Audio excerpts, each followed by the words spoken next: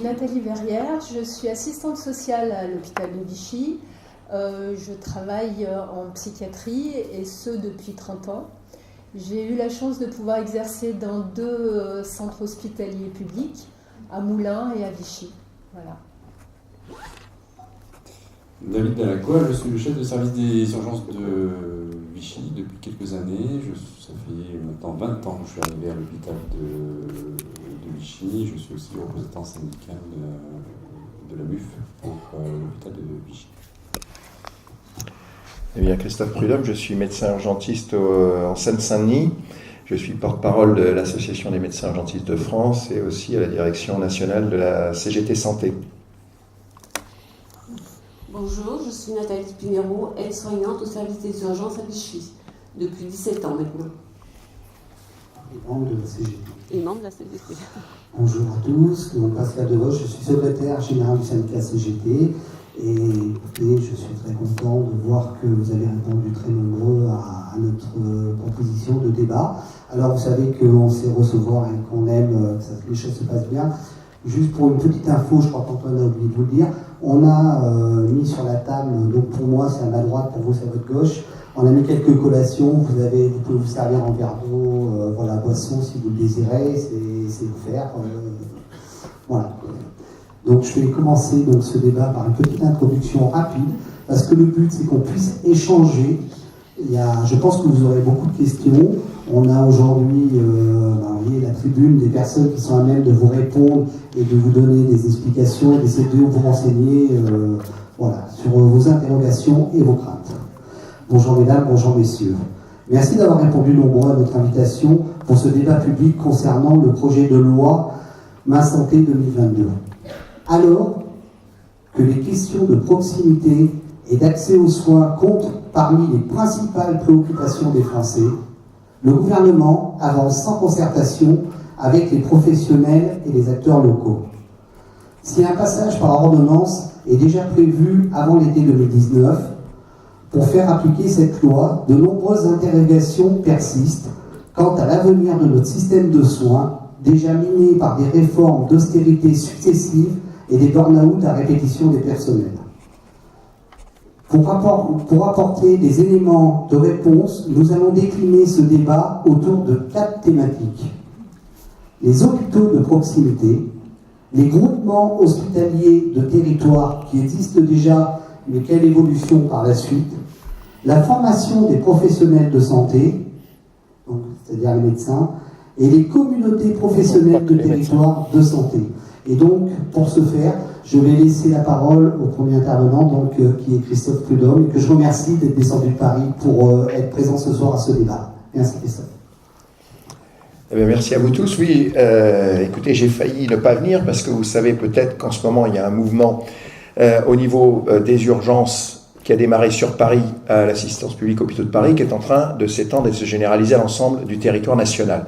Pour une raison bien simple, c'est que les urgences sont le miroir grossissant de tous les dysfonctionnements de notre système de santé.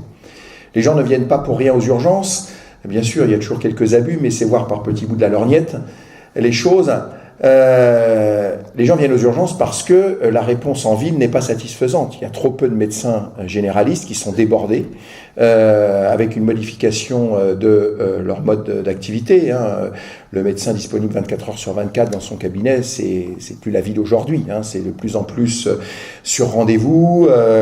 Et donc, il est clair que quand on a 42 fièvres, on veut pouvoir voir le médecin dans la journée, pas dans les 48 heures. Et par défaut, eh bien, on vient aux urgences. Mais personne ne vient aux urgences pour se faire plaisir. Et essayer de culpabiliser les patients qui viendraient pour rien aux urgences, c'est inacceptable. C'est un discours qui est tenu par des politiques et par certains de mes collègues médecins.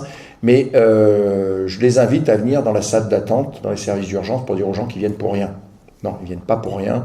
Ils viennent parce qu'ils ont un besoin. Si on veut soulager les services d'urgence, la première pénibilité pour nous, c'est pas le flux entrant. Les gens qui viennent sur leurs 2 jambes, on peut les prendre en charge si on met ce qu'on appelle des circuits courts très rapidement et les renvoyer avec une ordonnance. Non, la première pénibilité, c'est en aval. Ce qu'on appelle, nous, les hospitalisations brancards. C'est-à-dire les gens qui restent sur des brancards alors qu'ils devraient être dans des lits. Et ça, c'est un problème. Et c'est lié au fait que on a fermé 100 000 lits dans les hôpitaux publics ces 20 dernières années. 100 000 lits. Et on nous vend l'ambulatoire. Mais l'ambulatoire, c'est la plus grande escroquerie du XXIe siècle. L'ambulatoire, c'est un progrès de la médecine, effectivement, mais pour un nombre de patients très limité. Des patients qui vont relativement bien pour des interventions programmées et qui peuvent rentrer chez eux dans un environnement adapté. Ce n'est pas le cas de tout le monde. Voilà. Quand on vit seul, à 50 km de l'hôpital, l'ambulatoire, ça ne marche pas. Mais on a fermé des lits, et ce qu'on nous vend, ce qu'on commence à nous vendre dans les grandes villes, à Paris, c'est « mais c'est pas grave, si vous ne pouvez pas rentrer chez vous, on va vous mettre à l'hôtel en face de l'hôpital ». Ça, c'est une vision strictement financière, et c'est une dégradation du système de santé. Parce que la médecine du XXIe siècle, vous voyez, les patients qu'on a aux urgences et qui ont besoin de lits, ce sont des plus de 50 ans, on est relativement nombreux dans cette salle, atteints de maladies chroniques qui se soignent mais qui ne se guérissent pas. Et souvent on a plusieurs maladies chroniques. Vous voyez, on a l'hypertension, on a le diabète, on peut avoir l'insuffisance respiratoire. Pour ça, effectivement, l'hôpital n'est pas forcément très adapté parce que on a segmenté l'hôpital en services de spécialité. Alors, quand on a un patient qui présente différents problèmes, on le présente au cardiologue, il nous dit « Ah non, c'est pas pour moi, c'est pour le pneumologue ». On le présente à un diabétologue en disant « Ah non, c'est pour le cardiologue ». Et donc, il y a besoin de faire évoluer l'hôpital. On a besoin de services spécialisés, oui, dans les CHU, avec, vous voyez, les services de pointe, mais dans un hôpital général comme Vichy, on a besoin, effectivement, de lits ambulatoires en spécialité, on a besoin surtout de lits de médecine. Et avec des médecins généralistes de l'hôpital, vous savez, en Allemagne, ça s'appelle les internistes, médecine interne, mais la médecine interne, c'est la médecine générale de l'hôpital, pas la médecine interne qu'on a dans certains hôpitaux aujourd'hui en France qui s'occupent des maladies rares. Non, c'est la médecine générale de l'hôpital, avec un chef d'orchestre qui est un médecin généraliste, polyvalent, interniste, on appelle comme on veut de l'hôpital, et avec des spécialistes qui viennent, il faut que ça soit coordonné, parce que selon ce plaignent les patients, c'est qu'ils passent d'un spécialiste à l'autre sans aucune coordination. Et s'il n'y a pas de coordination, on se retrouve en ville avec des ordonnances longues comme le bras, qui posent problème, parce que chaque spécialiste a prescrit ses médicaments. Puis nous, aux urgences, qu'est-ce qu'on reçoit? Dans 10% des cas, 10% des patients qui viennent aux urgences viennent pour des effets secondaires des traitements médicaux. Quand même, et dans 8 cas sur 10, des effets secondaires des médicaments. Donc il y a un problème. Voilà. Donc ce problème, on le voit par le prisme des urgences, parce que ça craque de partout, et vous voyez bien qu'avec un certain nombre de confrères, Patrick Pelou, d'autres, ça fait 20 ans qu'on monte au créneau et qu'on n'est pas entendu. Parce que vous voyez, des solutions, on en a. Si M. Mattei, ministre de la Santé et professeur de médecine de son État, nous avait entendu, Patrick Pelou et moi, en 2002, quand on lui a dit « supprimer l'obligation de la garde des médecins de ville, ça va entraîner un afflux de patients aux urgences », s'il nous avait entendu, on ne serait pas passé de 12 millions de passages aux urgences en 2002 à quasiment 23 millions l'an dernier. Voilà. Donc il arrive un moment donné, vous voyez, les gens qui nous gouvernent, et dans les gens qui nous gouvernent, il y a beaucoup de médecins, ce serait bien qu'ils écoutent les gens de terrain que nous sommes, parce que la réalité est quand même dure. Parce que ces dysfonctionnements aujourd'hui, ça entraîne quoi? Ça entraîne des morts. Parce que pour un mort médiatisé, comme cette dame qui est décédée sur un brancard aux urgences de la Rivoisière, il y en a beaucoup d'autres qui ne sont pas médiatisés. Mais je peux vous dire, il y en a toutes les semaines qui meurent sur des brancards dans des conditions indignes. Et ils meurent pourquoi? Parce qu'ils attendent trop longtemps. Et pourquoi ils attendent trop longtemps? Parce qu'il n'y a pas assez de moyens. Vous savez, la revendication là, des personnels, la première revendication, c'est d'obtenir plus de collègues pour pouvoir travailler dans de meilleures conditions. Et qu'est-ce qu'on réclame? On réclame simplement l'application d'un référentiel élaboré par des médecins, qui sont nos collègues, c'est l'association professionnelle SAMU Urgences de France, ce sont la plupart des chefs de service des urgences, donc ce sont des gens responsables et qui ont élaboré un référentiel d'effectifs en fonction du nombre de passages aux urgences, du nombre d'interventions du SAMU, etc. Pour les 17 services d'urgence adultes de l'assistance publique, on a fait le calcul, on a pris un tel retard qu'il faut créer 700 postes, 700 emplois. Alors comme ça, brutalement, ça peut paraître beaucoup, mais quand vous faites le calcul, 700 postes pour 17 services, c'est un peu plus de 40 postes par service. Mais 40 postes, ça correspond à combien de personnes physiquement présentes 24 heures sur 24, 365 jours par an. Pour un poste, il faut 6 agents. D'accord? Donc c'est pas autant de personnes que ça, c'est 8 personnes en plus voilà, chaque jour. Ben, c'est pas énorme. C'est simplement pour qu'on puisse avoir des délais d'attente qui soient raisonnables. Vous savez, la critère de qualité, ce que nous a vendu notre administration, c'est on va faire de l'identitovigilance. Donc on a créé un poste d'aide-soignant pour vérifier l'identité des gens qui attendent sur des brancards 3 à 4 heures.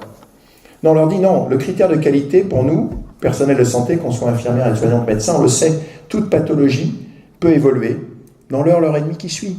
Donc quand les gens y viennent, il faut qu'ils soient vus. Voilà, il faut qu'ils soient vus, soit c'est grave, on s'occupe d'eux, soit c'est pas grave, ils repartent. Et puis s'ils ont besoin d'un lit d'hospitalisation, il faut qu'ils soient dans un lit. Parce que vous savez, c'est la même chose, quand on disait, il faut arrêter de fermer les lits, non, on nous explique qu'il faut gérer l'hôpital. On a mis en place des gestionnaires de lits. Donc l'hôpital devrait être géré comme un hôtel. On a expliqué que l'hôpital, c'est pas comme un hôtel. Vous savez, on a des publications françaises et internationales qui expliquent que quand un hôpital dépasse un taux d'occupation de ses lits de 85%, il dysfonctionne.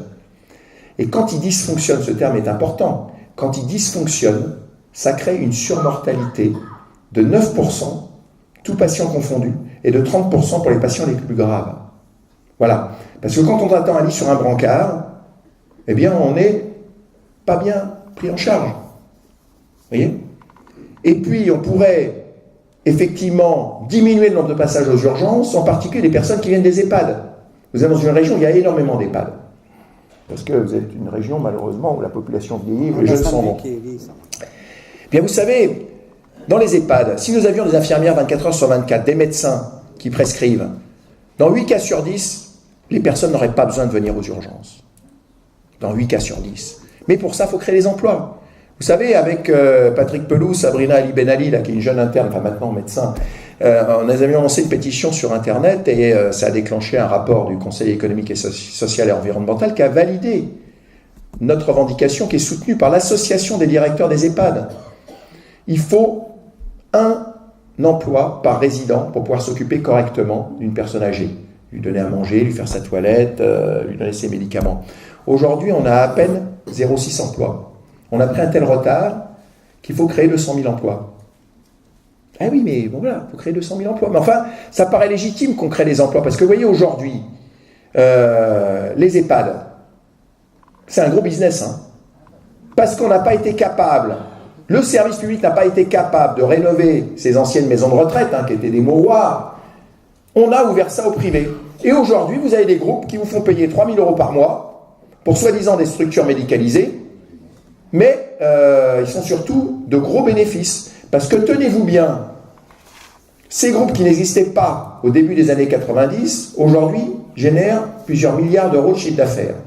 Ils se sont internationalisés en Europe, et même maintenant, là, cette année, ils ont ouvert des maisons de retraite dans un pays où il commence à y avoir une population solvable et dont la population vieillit, en Chine, avec les bénéfices faits en France.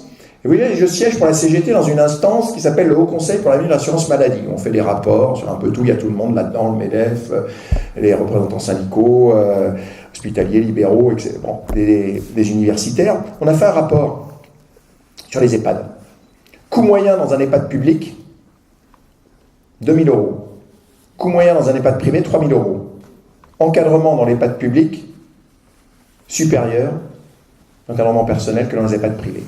Voilà. Donc, il arrive un moment donné, il faut dire les choses telles qu'elles sont. Bon. Et là, on continue de fermer des structures publiques. La ministre, Madame Buzyn, médecin de son État, a demandé là au CHU de se débarrasser de leurs EHPAD, en considérant que ce n'était pas leur cœur de métier, et de les vendre au privé. L'assistance publique aujourd'hui, qui est le plus grand hôpital d'Europe, vend ses EHPAD au privé et va supprimer 2/3 des lits réservés aux personnes âgées qu'on appelle les lits long de séjour. Voilà. Pourquoi? Parce que aujourd'hui, on est en train de marchandiser la santé. C'est ça le problème de fond. C'est-à-dire que les gouvernements considèrent que la santé ne relève plus du service public. Et alors je vais venir Pourquoi je vous disais ça? Parce qu'il faut voir le contexte. Donc M. Macron, j'ai bien écouté tous les mots de son discours au mois de septembre pour introduire sa réforme Ma Santé 2022. Donc M. Macron est un littéraire, donc il connaît le poids des mots. Et donc, il nous annonçait une réforme qui allait systémique, qui allait révolutionner le système de santé pour les 50 ans qui viennent. Et il faisait référence à une refonte de notre système de santé qui a eu lieu en 1958, M. Debré, le grand-père, avec le général de Gaulle.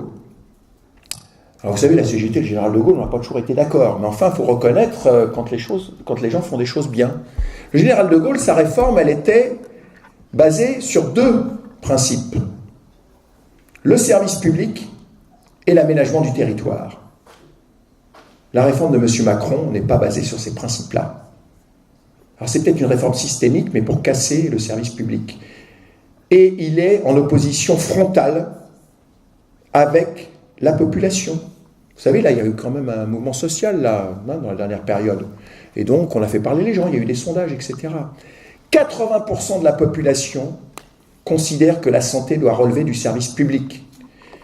C'est le même pourcentage de la population qui constate que le système de santé se dégrade. Pour quelle raison? Par manque de moyens. Voilà, il faut être clair. Manque de moyens. On a mis l'hôpital à l'os et ça craque de partout. Et ça entraîne des conséquences pour la population. Il n'y a pas que l'hôpital qui est à l'os, la médecine de ville aussi est en grande difficulté. Et ça a des conséquences parce que en France et à l'étranger, vous savez, les mêmes politiques créent les mêmes résultats. Les pays où le système de santé s'est le plus dégradé, les États-Unis et la Grande-Bretagne, l'espérance de vie diminue. En France, l'espérance de vie des hommes, là, a diminué ces 2 dernières années. Et elle stagne pour les femmes. Voilà, ça a des conséquences. Alors, il n'y a pas que la santé, c'est aussi la dégradation sociale aussi, qui joue sur la santé des gens. Mais quand même, aujourd'hui, c'est compliqué. Les inégalités se sont renforcées. Et je peux vous dire, moi, je viens de la Seine-Saint-Denis. On est toujours 20 ans en avance sur la dégradation des services publics dans notre département. Aujourd'hui, le médecin traitant d'une bonne partie de la population, c'est l'hôpital. On voit réapparaître ce qu'on appelle des pathologies historiques. Les gens qui viennent à l'hôpital avec des choses qu'on ne voyait pas, parce qu'ils ne sont pas suivis. Ils ne sont pas suivis, ils viennent à l'hôpital quand ça va pas bien. Voilà. Donc c'est ça la vraie vie aujourd'hui. Donc quand M. Macron nous présente là 4 grands axes, je vais les décrire. Des hôpitaux de proximité. Alors, hôpital de proximité, vous voyez, la question c'est, quand il nous dit aussi, là, il nous a dit dans son discours, parce qu'il a voulu évacuer les questions de santé du grand débat, finalement il était obligé de dire, on ne fermera aucune école, aucun hôpital. Non, c'est pas ce qu'on veut. On ne veut pas qu'on ferme de classes, et on ne veut pas qu'on ferme de lits et de services. C'est pas la même chose, parce qu'il peut rester le bâtiment hôpital, avec le panneau hôpital, mais si derrière il n'y a plus rien, ça s'appelle un hospice, un mouroir pour vieux, c'est revenir 40 ans en arrière. Un hôpital, c'est un service d'urgence ouvert 24 heures sur 24. Et le critère de qualité, c'est quoi? C'est que tout patient doit être à moins de 30 minutes d'un service d'urgence et à moins de 30 minutes de l'arrivée d'un véhicule de réanimation du SMUR. Autrement, c'est une perte de chance. La même chose pour les maternités. C'est le délai là de 45 minutes. Donc c'est ça le critère de qualité. Donc ça veut dire un maillage du territoire, de l'aménagement du territoire. Et donc, à l'hôpital de proximité, c'est un service d'urgence ouvert 24 heures sur 24, c'est une maternité de proximité. Vous savez, la maternité, mesdames, c'est pas une maladie. Et la plupart des accouchements se font par des sages-femmes. Il y a besoin d'un médecin quand il y a un problème, mais voilà. Aujourd'hui, on a fermé les maternités de proximité et il y a des accidents dans les grosses maternités. La plus grande maternité parisienne, qui est l'hôpital Cochin, il y a eu 2 accidents. Une femme qui a été renvoyée chez elle 2 fois, elle était en fin de grossesse, elle avait de la fièvre. Tout professionnel de santé sait qu'en fin de grossesse, de la fièvre, on l'hospitalise, il n'y avait pas de lit, elle a été renvoyée chez elle. Quand elle est revenue la 3e fois, son bébé était mort. Et une autre femme qui a accouché toute seule, son bébé est tombé par terre. Parce que les 5 sages-femmes de garde étaient occupées. Parce que ce sont des usines à bébés. Et dans ces maternités, on n'a qu'un seul objectif, c'est bonjour madame, venez ici ponder, on va voir madame dehors, parce qu'il y a des gens qui attendent. La plus grande maternité de mon département, à l'hôpital de Saint-Denis, ils sont ce qu'on appelle en délestage, 2 jours par semaine. Parce qu'ils sont pleins, ils ne peuvent plus accepter une seule femme. Donc on demande de mettre les femmes qui sont suivies dans cet hôpital, de les faire accoucher dans un autre hôpital. Voilà, c'est le fonctionnement à flux tendu. Donc, c'est une maternité de proximité. Il faut arrêter de concentrer les accouchements dans des maternités à 5, 6 000, 7 000, 8 000 accouchements. C'est pas possible, ça. C'est inhumain. Et ça a des conséquences, parce que je peux vous dire que là, nos indicateurs de morbimortalité sont très mauvais en France, hein, au niveau néonatal. Très mauvais. Christophe, Donc notre système... Excuse-moi, je crois qu'il faut quand même préciser qu'aujourd'hui, on a des seuils.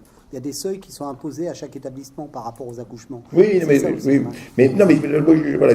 Donc, c'est une maternité. Les seuils, ils les ont fait varier. Au début, il fallait fermer les maternités à moins de 300. Maintenant, c'est 500. Et puis, il n'y a même plus de seuil, puisque la maternité qu'ils veulent fermer, là, et monsieur le président de la République a été obligé de dédire sa ministre, c'est une maternité à Creil de 1500 accouchements qu'ils veulent fermer. Vous voyez, donc les seuils, non, c'est du pipeau, ça, les seuils. C'est important. Voilà.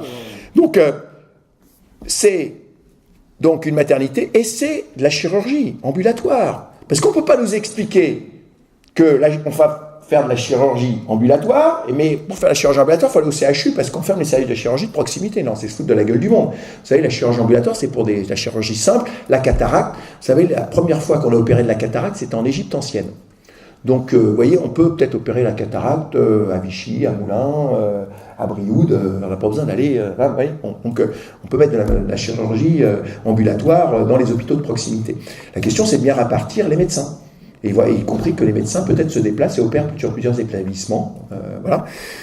Et puis, c'est des services de médecine et de psychiatrie. Voilà, c'est ça, un hôpital. C'est pas simplement un EHPAD, du soin de suite et de réadaptation et quelques lignes de médecine dont le médecin de ville s'occupera quand il aura le temps. Non, ça, c'est pas un hôpital de proximité. Ça, c'est rien du tout. Les groupements hospitaliers de territoire. Alors, vous, ici, vous êtes champion du monde. Le responsable à l'ARS qui a découpé les territoires en région Auvergne-Rhône-Alpes, chapeau, hein. Alors, il doit voyager qu'en avion. Et un avion qui vole très haut. Parce que le territoire ici, c'est 2 départements, le Puy-de-Dôme et l'Allier, 15 établissements. Ça, c'est pas un territoire, ça. Mais qu'à avoir l'hôpital de Vichy avec l'hôpital de Brioude, quoi. Et puis les territoires, c'est les territoires de vie. Vous voyez, Montluçon, il est plutôt tourné vers Guéret. Hein, Moulins vers Nevers. Enfin, voilà, moi, je me promène un peu en France, vous voyez. Mais par le train, donc je vois un petit peu les distances et puis où sont les villes, quoi. Quand le train n'a pas de retard. Donc, les territoires, c'est pas ça. Donc, si on veut discuter de territoire, vous avez une particularité dans ce département qui a fait que pendant une certaine période, vous aviez même 3 SAMU, ce qui était une aberration. Bon, ça, c'était des guéguerres entre médecins. Mais vous avez Montluçon, Moulins, Vichy. C'est 3 territoires différents. Voilà. Donc, on construit sur ces territoires l'offre de soins globale, pas d'un côté l'hôpital et à côté la médecine de ville. De quoi a-t-on besoin? Et on coopère avec l'hôpital de proximité. Et comme je vous disais, peut-être que Guéret avec Montluçon, Moulins avec Nevers, Vichy plutôt avec le CHU. Bon, le CHU restera la référence pour tout le monde sur les pathologies les plus lourdes. Mais déjà, voyons comment vivent les gens. Où ils vont, hein? Parce que nous dire qu'il y a 15 établissements là qui vont coopérer ensemble, ça ne va pas. Alors vous avez la chance quand même que ils ont mis 15 établissements et ils ne peuvent pas passer l'étape supérieure qui est en train d'être mise en place, qui est que, en général, dans les groupements hospitaliers de territoire, maintenant, on fusionne juridiquement les établissements. Vous voyez, j'étais en Ardennes. Là, on va fusionner Charleville et Sedan. L'objectif, c'est quoi? C'est de tuer Sedan. Hein, et tout concentrer sur Charleville. Donc c'est bien. Heureusement que pour la pointe de Givet, là-haut, dans le nord, ils ont passé un accord avec la Belgique pour que les gens puissent aller se faire soigner en Belgique, parce qu'à la Charleville-Mézières, c'est 1h15 de route au minimum quand il neige pas. Vous voyez, les Ardennes, c'est bon.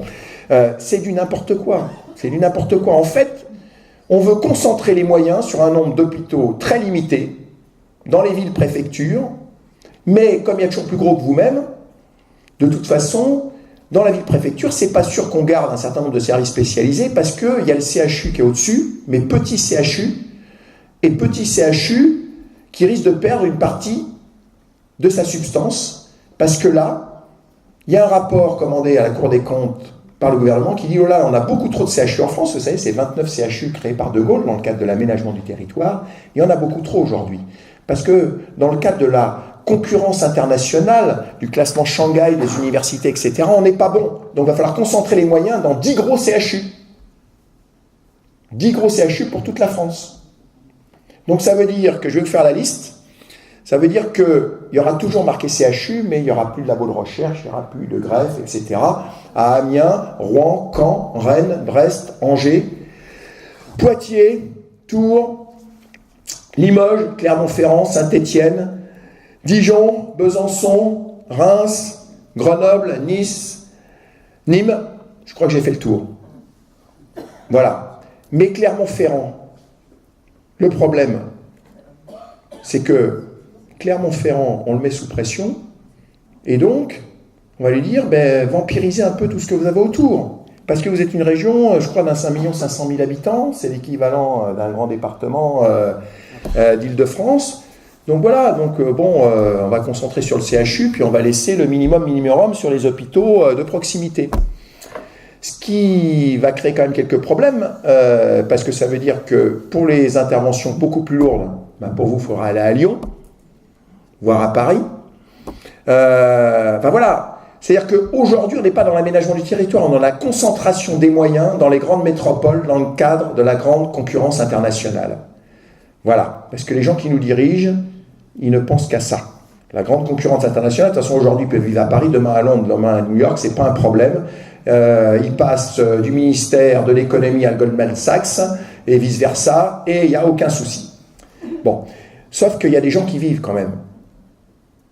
Il y a des gens qui vivent et qui ne sont pas forcément dans ces métropoles. Et même dans ces métropoles, il y a des inégalités. Moi, je peux vous dire qu'aujourd'hui, l'essentiel des médecins généralistes, ils sont concentrés dans l'ouest parisien. Et chez moi, en Seine-Saint-Denis, il n'y en a plus.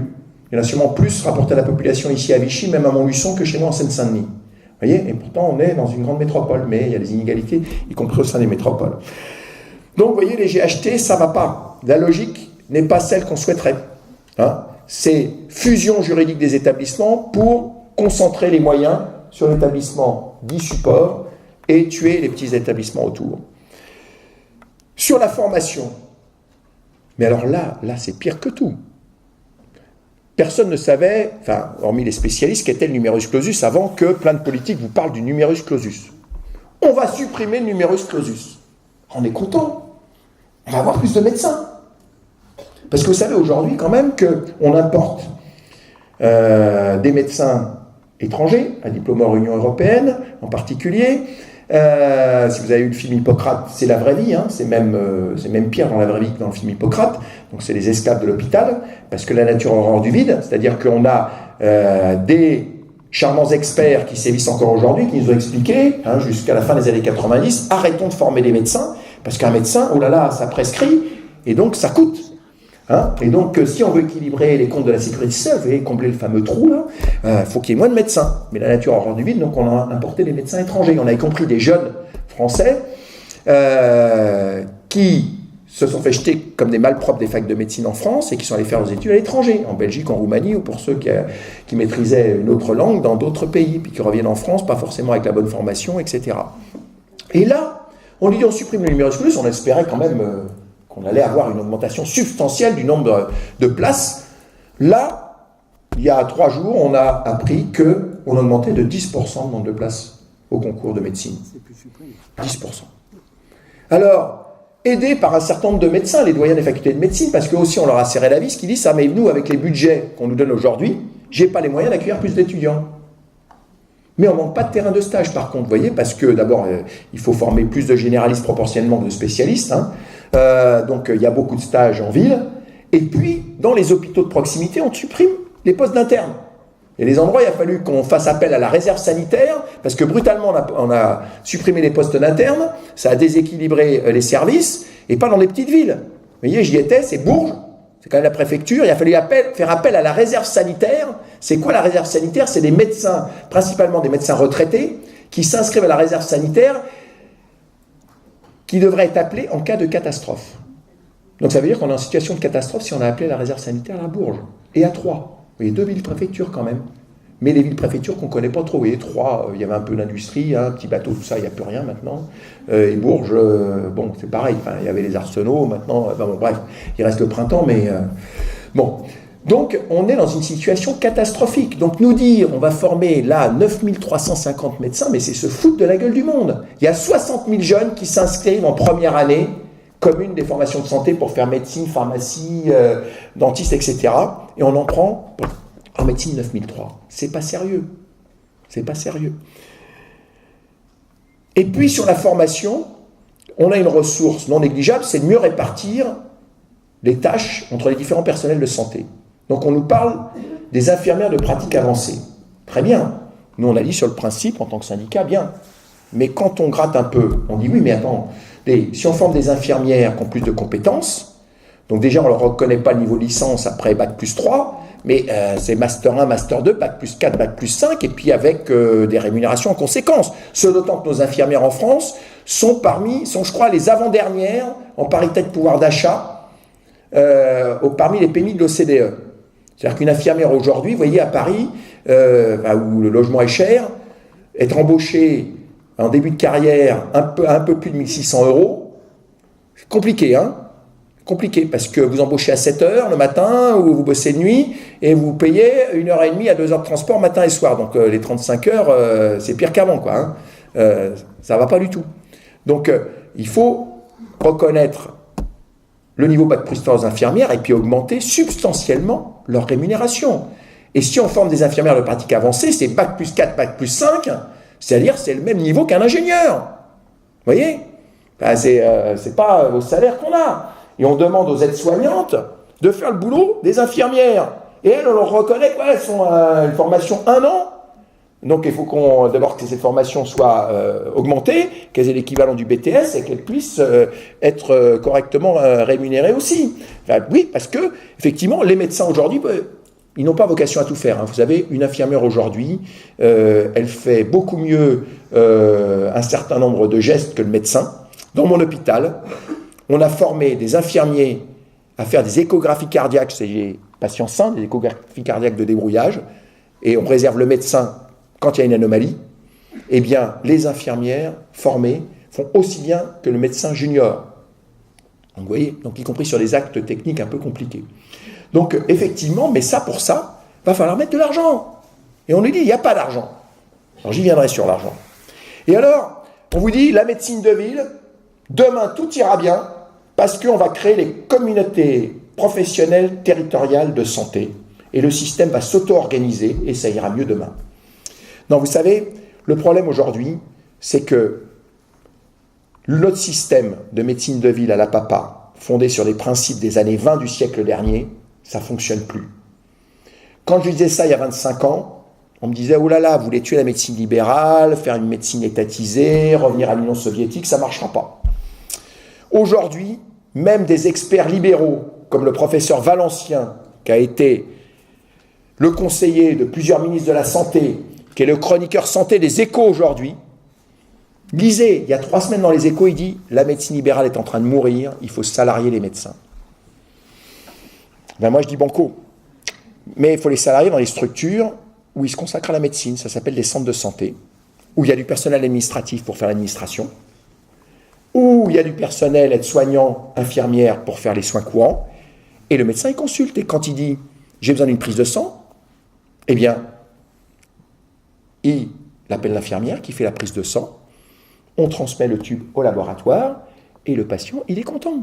Il n'a pas besoin de prendre rendez-vous au laboratoire, etc. Et puis dans les plus grands centres de santé, il peut y avoir un peu de radiologie, etc. Il y a besoin de faire le pansement, on fait le pansement. Il y a besoin de 3 points de suture, on fait les 3 points de suture parce qu'il y a du matériel, il y a une infirmière, et on fait les 3 points de suture, on n'envoie pas le gamin aux urgences où il va prendre 4 heures pour faire 3 points de suture qui peuvent être faits dans le cabinet, qui s'appelle un centre de santé. Voilà. Et le médecin, il fait que de la médecine. Et le meilleur centre de santé, vous savez, c'est de la médecine publique. Ça s'appelle les centres de PMI, protection maternelle et infantile. Enfin, je peux vous dire, je connais des collègues libéraux, ils ont fermé leur cabinet, ils viennent travailler en PMI en fin de carrière. Pourquoi? Parce qu'ils font que de la médecine. Avant, il y a une auxiliaire de puériculture qui reçoit la maman, qui déshabille le gamin, qui le pèse, qui vérifie les vaccinations. Et puis, le médecin, eh bien, il voit le gamin qui arrive avec la maman, la fiche, etc. Et voilà. Et il fait son boulot de médecin, il voit beaucoup de patients. Donc, il faut réorganiser la médecine de ville, mais il faut réorganiser la médecine de ville avec un autre mode de rémunération. Voilà, l'autre mode de rémunération, c'est les médecins, c'est la médecine salariée. Une forte appétence des jeunes médecins à la médecine salariée, je peux vous dire, là, c'est pas la CGT, c'est le président du conseil départemental de Saône-et-Loire, les Républicains. Vous voyez ? Il a testé les médecins roumains, ils sont venus, ils sont repartis. Il a testé les maisons de santé pluriprofessionnelles, il a fait construire par les collectivités locales les maisons de santé pluriprofessionnelles, il y en a quelques-unes qui ont marché quand il y avait des médecins, des infirmières, hyper volontaristes, bon, mais il y en a certaines qui sont restées vides. Oui. Tu peux expliquer, s'il te plaît, pourquoi ça ne fonctionne pas? Et pourquoi ça ne fonctionne pas? Parce que le mode d'exercice avec la rémunération à l'acte dans le système libéral, aujourd'hui, ça ne marche plus. D'abord parce que les jeunes, ils veulent quoi? Ils veulent être salariés majoritairement. En Saône-et-Loire, là, ils créent un centre de santé départemental, 35 lieux d'exercice, 50 médecins salariés. Il a plus de candidats que de postes. Des collègues qui ont monté une maison de santé pluriprofessionnelle dans le Haut-Doubs. Rémunérés à l'acte, aller négocier le forfait de ceci, le forfait de cela, ils passaient leur temps à aller chercher du pognon pour faire fonctionner leur maison de santé. Ils ont demandé à l'Agence régionale de santé, donnez-nous un forfait, on s'organise en structure coopérative et on se salarie. Voilà. Et comme ça, c'est beaucoup plus simple, on fait gérer l'administration par des administratifs et nous on se concentre sur la médecine, on est médecin, infirmier, podologue, kiné. On n'est pas là pour être gestionnaire. Les gestionnaires, c'est un autre métier. Ils font la gestion. Nous, ce qui nous intéresse, c'est comment on s'organise pour améliorer la prise en charge des patients. Voilà. Donc, nous vendre là les communautés professionnelles territoriales de santé en gardant le système de rémunération à l'acte, de liberté d'installation des médecins, ça ne va pas. Et donc, qu'est-ce qu'on propose, nous, comme alternative? C'est pas de dire, comme l'a dit le président, oh là là, je me vais occuper des déserts médicaux, je vais créer 400 postes de médecins salariés, et ceux-là, je vais les punir, et ils iront là où personne ne va aller, en particulier ceux qui auront été mal classés en fin de 6e année. Non, non, ça ne va pas. Non, on dit, on ouvre les centres de santé là où il y a des besoins, les gens, ils déposeront leur CV, et puis ils iront travailler, là l'équipe me plaît plutôt, je les connais, c'est une région qui m'intéresse, voilà. Simplement, on régule de manière intelligente l'installation des médecins en ouvrant des structures là où il y a des besoins. Et alors, est-ce que ça serait impossible? Vous savez, les infirmières libérales, ça fait 10 ans qu'on régule leur installation. Elles ne peuvent plus s'installer là où il y a déjà suffisamment d'infirmières. Est-ce que ça a provoqué une révolution? Non. On a finalement mieux réparti les infirmières sur le territoire et ça se passe bien. Voilà. Donc, c'est possible de faire les choses différemment. Alors effectivement, ça peut apparaître une révolution. Non, c'est pas une révolution. Parce que je peux vous dire, il y a une féminisation forte de la médecine. Les femmes, elles sont un peu moins cons que les mecs. Et elles veulent un équilibre entre qualité de vie et engagement professionnel. Puis vous savez, première grossesse, en termes de prise en charge sociale, vaut mieux être salarié que libéral. Voilà. Donc... et puis en travail d'équipe, on se répartit la charge de travail et tout le monde participe aux contraintes, la permanence des soins, les gardes, mais si on est dans des équipes, ça ne revient pas très souvent, puis finalement c'est bien réparti, et ça se passe bien, puis on a une équipe suffisante pour que les vieux prennent de moins de garde que les plus jeunes, et puis voilà. Donc vous voyez, il y a des solutions. Alors après vous allez me dire, oui mais tout ça là, vous me parlez vous créez des centaines de milliers de postes, mais il n'y a pas d'argent. La dette qu'on va laisser à nos enfants.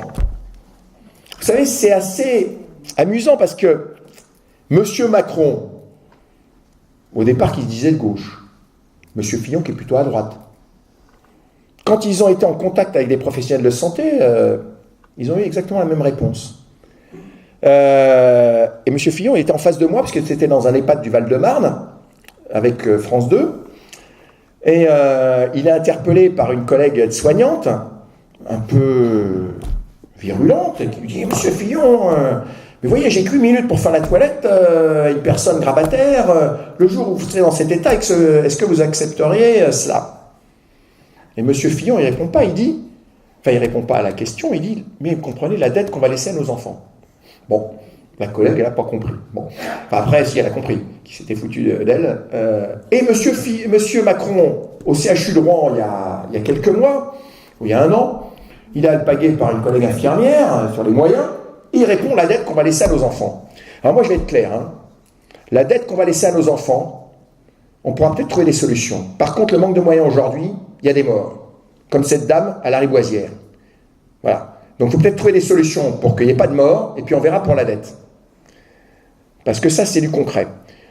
Et après, vous savez, il y a des solutions immédiates. Nous, on a une solution, la CGT, il y a un certain nombre d'élus qui ont déposé cet amendement qui n'a pas été adopté lors du vote de la dernière loi de financement de la sécurité sociale.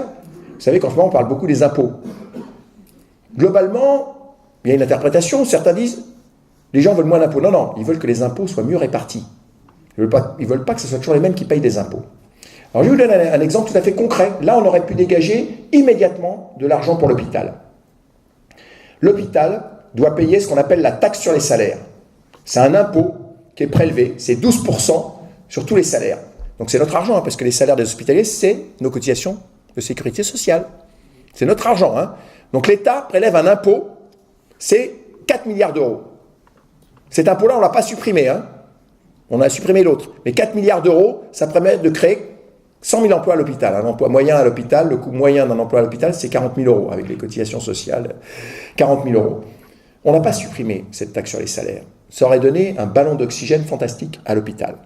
Donc, banco, il y aura de nouveau cet amendement qui sera posé pour la prochaine loi de finances de la sécurité sociale. J'espère qu'il sera adopté, parce que moi, je suis clair, hein, les élus qui ont voté la loi de finances de la sécurité sociale cette année, avec un taux d'augmentation de 2,5%, alors que la Fédération hospitalière de France et la Cour des comptes dit que tendanciellement, il faut minimum 3,5% pour maintenir l'existant. Pour maintenir l'existant, c'est pas pour avoir du plus, pour maintenir l'existant. Eh bien, ils ont une responsabilité morale sur les dysfonctionnements, donc sur les décès dont cette dame qui est morte sur un brancard dans des conditions indignes à la Riboisière. Il faut leur dire en face à ces élus, parce que ce qu'ils votent, ça a des conséquences. Parce que quand ils sont localement, oui, ils viennent défendre l'hôpital, et quand ils sont à l'Assemblée nationale, c'est plus la même chose. Donc ça suffit. Vous voyez, moi je suis en colère, parce que ça c'est du concret. Hein. Moi je ne suis pas permanent syndical, je suis aussi au boulot, hein. Donc je sais de ce dont je parle. Hein. Par contre, il y en a certains qui ne sont plus dans la vraie vie. Hein. Il faut savoir quelles conséquences ont les décisions qu'ils votent quand ils sont soi-disant représentants du peuple, élus du peuple et députés ou sénateurs. Christophe, si tu me permets, en complément de ce que tu dis, sur Vichy, la taxe sur les salaires pour l'hôpital de Vichy, on avoisine les 6 millions d'euros. Donc vous imaginez que si on avait 6 millions d'euros qui restent sur l'établissement, on serait en excédent plus, et on aurait de quoi pouvoir recruter, mettre du personnel en plus. C'est 150 emplois, 6 millions. À l'inverse, vous regardez les entreprises privées, les grands groupes qui ont bénéficié du CICE, on ne sait même pas si ça a créé des emplois derrière, et eux, ils ont eu le retour, un crédit impôt, compétitivité, emploi, alors qu'à l'inverse, la taxe sur les salaires, il faut quand même savoir que ces 6 millions d'euros, c'est du vol, des cotisations sociales, qui retournent dans les caisses de l'État pour faire je ne sais quoi, mais c'est quand même un emprunt, et je suis au conseil d'administration de la Caisse privée d'assurance maladie, et j'ai bien sûr été attentif quand j'ai regardé la ligne de trésorerie, la Sécu à Moulins, ils ont 1 million d'euros de taxes sur les salaires. Donc, vous imaginez un peu au niveau national, ces sommes, quand on vous dit qu'il n'y a pas d'argent, en réalité il y a de l'argent, mais il est détourné des cotisations sociales pour être utilisé à d'autres choses. Autre ressource immédiate qui peut être dégagée sur les hôpitaux, c'est que les hôpitaux, la dette des hôpitaux. Vous savez, avant, pour les collectivités locales et pour les hôpitaux, il y avait un organisme financier de l'État qui s'appelait la Caisse des dépôts et consignations, qui prêtait sur 40, 50 ans à taux zéro, hein, enfin quasiment zéro, voilà, parce que c'était les collectivités locales et c'était notre argent, puisque la Caisse des dépôts et consignations, c'est essentiellement nos livrets de caisse d'épargne, hein, ces ressources, entre autres. Bon. Aujourd'hui, depuis la mise en place de l'euro et de la Banque Centrale Européenne, les banques, on ne crée plus de monnaie, donc on est obligé de passer auprès des banques. Donc les banques ont de l'argent gratuit auprès de la BCE, la Banque Centrale Européenne, et ensuite prêtent aux hôpitaux. Et ils ont prêté, en particulier à l'hôpital de Vichy, mais à d'autres, ils ont prêté, parfois, en magouillant, ils leur ont vendu des emprunts toxiques, avec des taux d'intérêt qui montaient jusqu'à 15, 17, même 20% pour un hôpital parisien à Juvisy. Donc aujourd'hui, c'est 30 milliards d'euros la dette des hôpitaux.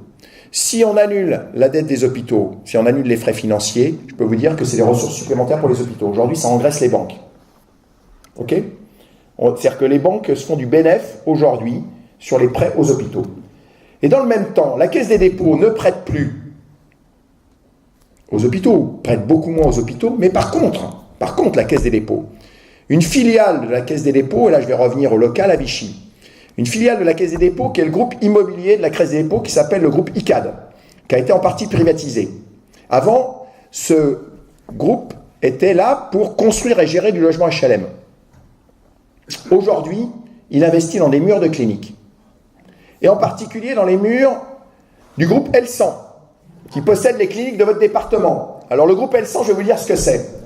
Le groupe L100, ça a été créé il y a 2 ans, grâce à un investissement de 600 millions d'euros du groupe ICAD qui a racheté les murs d'une partie de leur clinique. 600 millions d'euros. Aujourd'hui, le groupe ICAD possède pour 2 milliards d'euros de murs de cliniques avec une rentabilité nette de 10%. Les bénéfices de l'an dernier, c'était 224 milliards d'euros. OK ? Et le groupe L100, qui c'est ? Le principal actionnaire, c'est un fonds d'investissement. Vous trouvez tout ça sur Internet. Hein ? C'est un groupe d'investissement qui s'appelle CVC Capital Partners. C'est un groupe d'investissement, c'est le 5e groupe d'investissement mondial. Il gère 1000 milliards de dollars d'investissement. Le siège opérationnel est à Londres, le siège fiscal est au Luxembourg.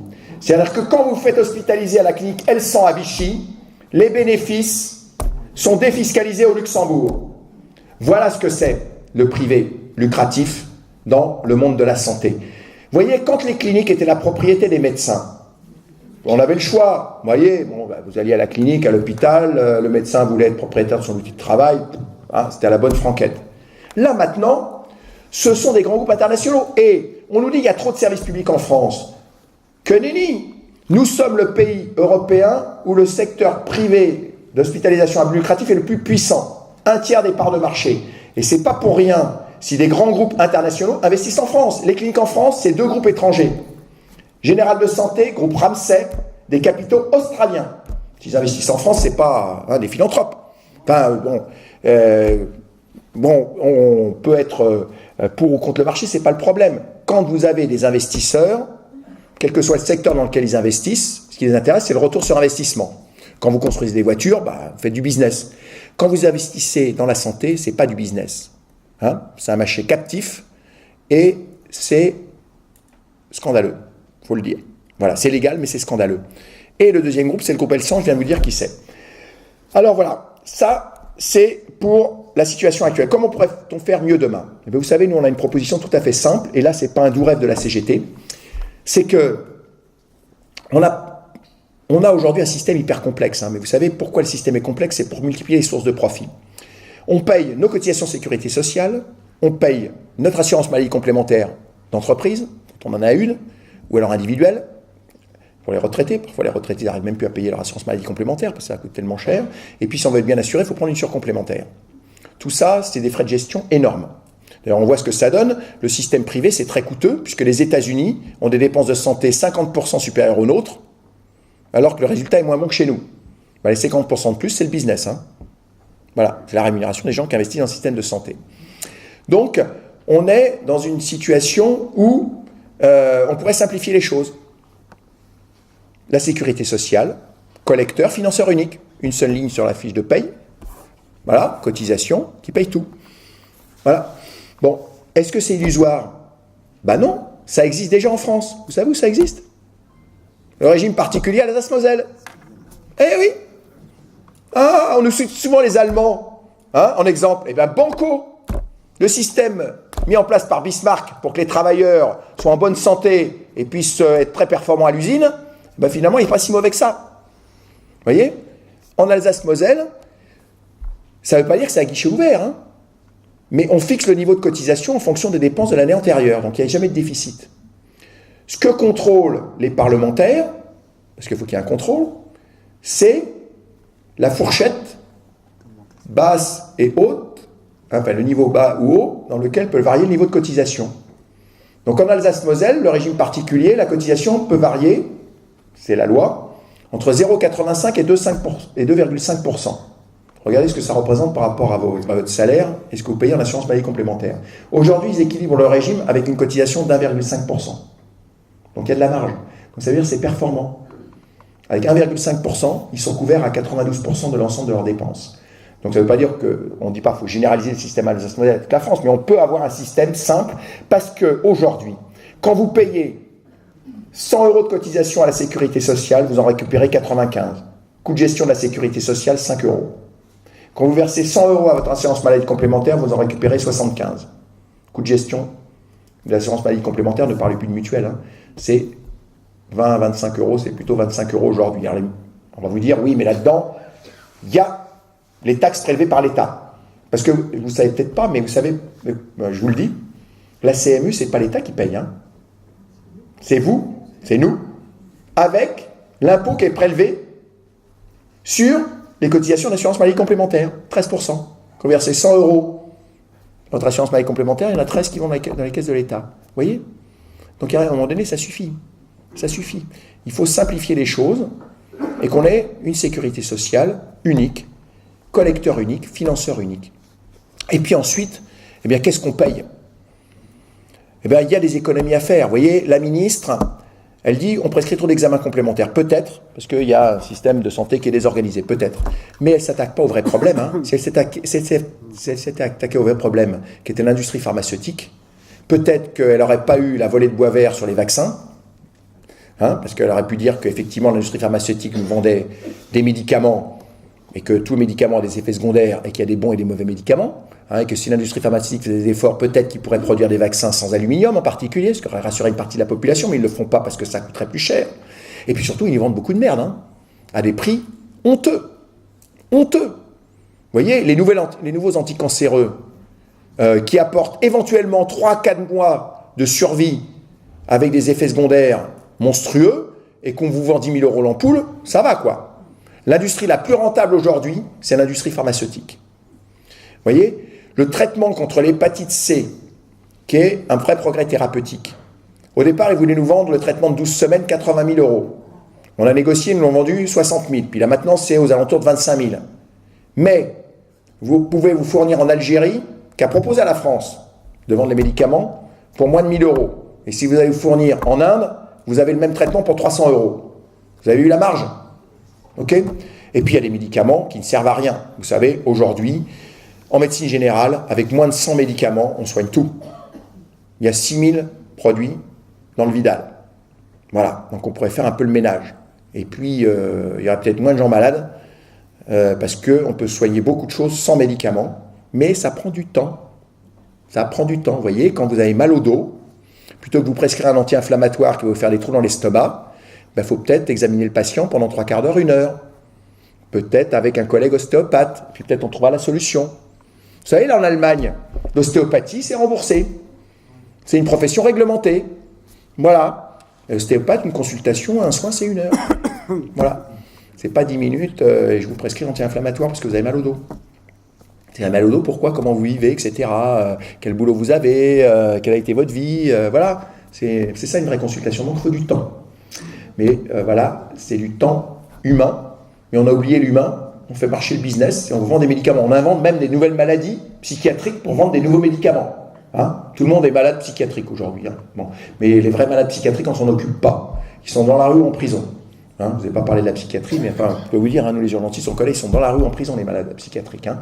Quand ils sont dans la rue, de temps en temps, il y en a un qui prend un flingue et qui va flinguer la moitié du conseil municipal à Nanterre ou qui revient sur son hôpital pour flinguer des soignants. Donc il y a quand même un problème. Hein. Donc voilà. Donc, il y a des solutions aujourd'hui. La question, c'est de savoir sur quelles valeurs, et je termine là-dessus, sur quelles valeurs on fonde notre société. Les valeurs, ça doit être la solidarité avec la sécurité sociale. Et si beaucoup de choses relèvent du service marchand, il y a un certain nombre de droits essentiels qui ne peuvent pas relever du service marchand, et c'est en particulier la santé. Donc ça doit être le service public. Et le service public, c'est la garantie d'un droit constitutionnel, qui est l'égalité de traitement de tout citoyen, quel que soit son lieu de résidence sur le territoire, et ça nécessite que l'État mette en œuvre des mesures inégalitaires.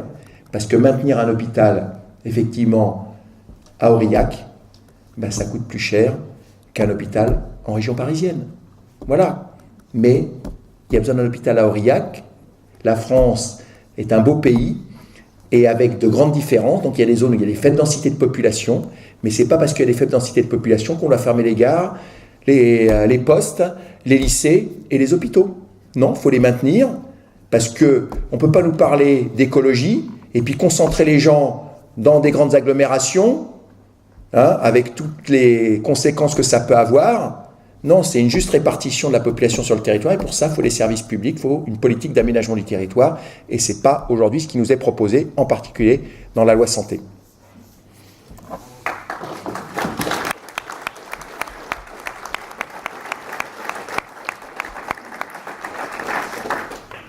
Merci Christophe pour toutes ces explications. Donc, comme vous pouvez constater, ce qui arrive aujourd'hui, si vous avez eu l'occasion de venir à l'hôpital, les difficultés, ce n'est pas une fatalité. C'est quelque chose qui pourrait être amélioré, les conditions de travail pourraient s'améliorer, les moyens financiers pourraient s'améliorer, mais là, on est bien sur des vrais choix politiques. Alors, c'est vrai qu'on en a discuté. Bon, Christophe est arrivé suffisamment tôt aujourd'hui. On a échangé. Je faisais part aussi de mon mécontentement. Quand on voit le vote de l'ONDAM, de l'Objectif national des dépenses d'assurance maladie, et on a une ministre qui est toute fière de nous dire il y a une progression de 2,5%.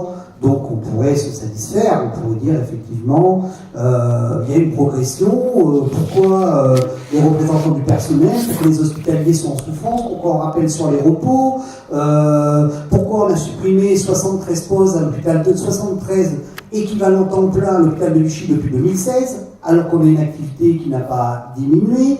Donc tout ça, on ne comprend pas, on se pose la question. Et puis quand on lit un peu plus loin certains documents, qu'est-ce qu'on apprend? Qu'en réalité, l'évolution tendancielle des dépenses de santé, on serait plus proche des 4,5%. Donc là, on comprend, on se dit, oui, voilà, le delta, il était là. On a une progression, une augmentation votée par les parlementaires à la hauteur de 2,5, alors qu'en réalité, et c'est pas la CGT qui le dit, c'est la FHF, Fédération Hospitalière de France, c'est-à-dire c'est les directeurs. Il faudrait une augmentation de 4,5% pour pouvoir, ne serait-ce que pouvoir fonctionner. Après, effectivement, Christophe a été beaucoup plus loin dans ses explications, parce qu'il y a aussi des façons de trouver de l'argent, des économies. On a parlé de la taxe sur les salaires, on a parlé, plutôt que des maisons pluridisciplinaires, aller vers des centres de santé, et puis que l'hôpital, contrairement à ce qui est décidé aujourd'hui dans cette loi, c'est-à-dire qu'on veut faire rentrer plus de privés dans le service public, et non pas l'inverse, c'est-à-dire élargir les compétences du service public, parce que moi je suis un fervent défenseur du service public, et je sais très bien qu'aujourd'hui, pour garantir l'équité entre les citoyens, c'est le service public. Comme tu l'as dit tout à l'heure, le groupe L100 ou d'autres groupes, Orpea pour les EHPAD, et il y en a d'autres comme ça en France. J'allais dire aujourd'hui, il y a quand même des intérêts économiques très forts, ils sont là quand même pour faire de l'argent, ce ne sont pas des philanthropes. Nous, ce qu'on veut, c'est maintenir un service public de qualité, et en France, on a les moyens de le faire, mais après, il faut qu'il y ait vraiment la volonté politique d'aller dans ce sens-là. Voilà. Donc, maintenant, on a suffisamment discuté. Merci encore, Christophe, c'était super intéressant. Et il va y avoir un micro-baladeur, et voilà, vous pouvez poser vos questions, on essaiera de répondre le plus largement possible. Merci.